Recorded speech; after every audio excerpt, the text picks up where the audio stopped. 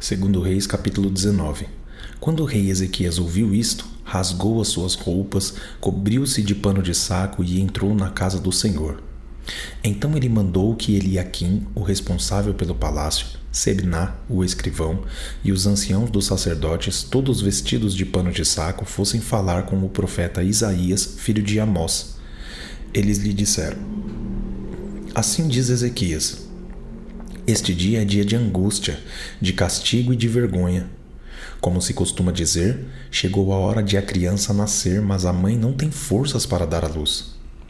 É bem possível que o Senhor seu Deus tenha ouvido todas as palavras de Rabsaqué, a quem o rei da Assíria, seu senhor, enviou para afrontar o Deus vivo, e repreenda as palavras que ouviu.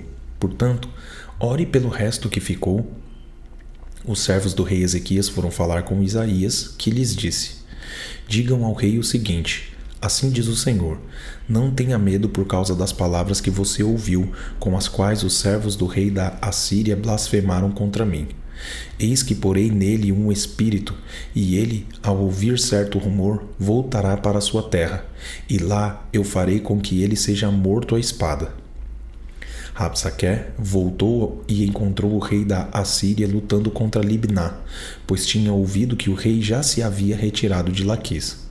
Quando o rei ouviu dizer que Tiracá, rei da Etiópia, havia saído para guerrear contra ele, mandou de novo mensageiros a Ezequias com esta missão: Digam a Ezequias, rei de Judá: Não deixe que o seu Deus, em quem você confia, o engane ao dizer: Jerusalém será entregue nas mãos do rei da Assíria. Você já ouviu o que os reis da Assíria fizeram com todas as terras, como as destruíram totalmente. E você pensa que poderá escapar? Será que os deuses das nações livraram os povos que os meus pais destruíram? Gozã, Arã e Rezefe, e os filhos de Éden que estavam em Telassar?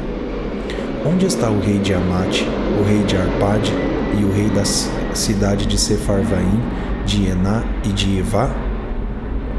Ezequias recebeu a carta das mãos dos mensageiros e a leu.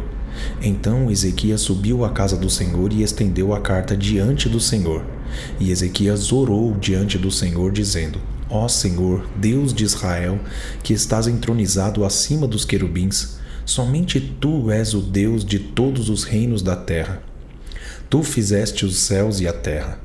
Inclina, ó Senhor, os ouvidos e ouve. Abre, Senhor, os olhos e vê. Ouve as palavras de Senaqueribe, as quais ele enviou para afrontar o Deus vivo. É verdade, Senhor, que os reis da Assíria assolaram todas as nações e suas terras, e lançaram no fogo os deuses deles, porque não eram deuses, mas objetos de madeira e pedra feitos por mãos humanas. Por isso os destruíram. Agora, ó Senhor, nosso Deus, livra-nos das mãos dele, para que todos os reinos da terra saibam que só Tu és Senhor, és Deus.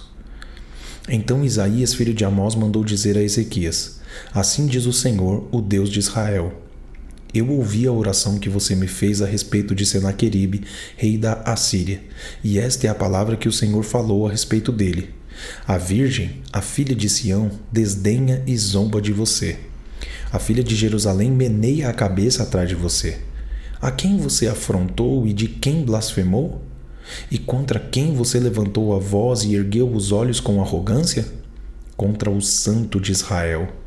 Por meio dos seus mensageiros você afrontou o Senhor e disse: Com a multidão dos meus carros de guerra eu subi ao alto dos montes, ao mais interior do Líbano. Cortei os seus altos cedros e os seus melhores ciprestes. Cheguei aos seus abrigos mais distantes, ao seu denso bosque. Eu mesmo cavei e bebi as águas de estrangeiros. Com as plantas de meus pés, sequei todos os rios do Egito. Por acaso você não ouviu que há muito tempo eu, o Senhor, determinei estas coisas e que já desde os dias remotos as tinha planejado? Agora eu as faço acontecer. Eu quis que você reduzisse a montões de ruínas as cidades fortificadas. Por isso, os seus moradores debilitados andaram cheios de temor e envergonhados. Tornaram-se como a erva do campo, a erva verde, o capim dos telhados e o cereal queimado antes de amadurecer. Mas eu sei onde você está. Conheço o seu sair e o seu entrar e o seu furor contra mim.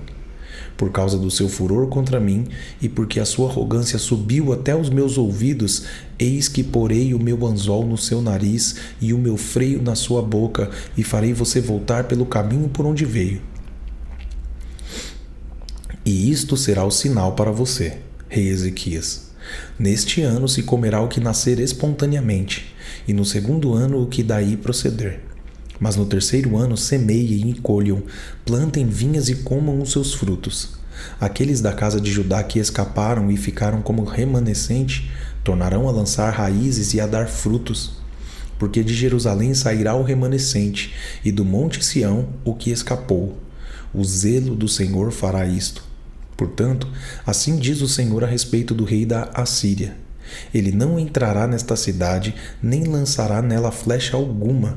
Não virá diante dela com escudo, nem construirá rampas de ataque contra ela. Pelo caminho por onde vier, por esse voltará. Mas nessa cidade não entrará, diz o Senhor, porque eu defenderei esta cidade para a livrar por amor de mim e por amor de meu servo Davi. Naquela mesma noite, o anjo do Senhor saiu e matou 185.000 homens no arraial dos assírios. De manhã, quando os restantes se levantaram, lá estavam todos aqueles cadáveres. Então Senaqueribe, rei da Assíria, levantou o acampamento, foi embora, voltou para Nínive e por lá ficou. Certo dia, quando ele estava adorando no templo de seu deus Nisroque, os seus filhos Adrameleque e Sarezer o mataram à espada.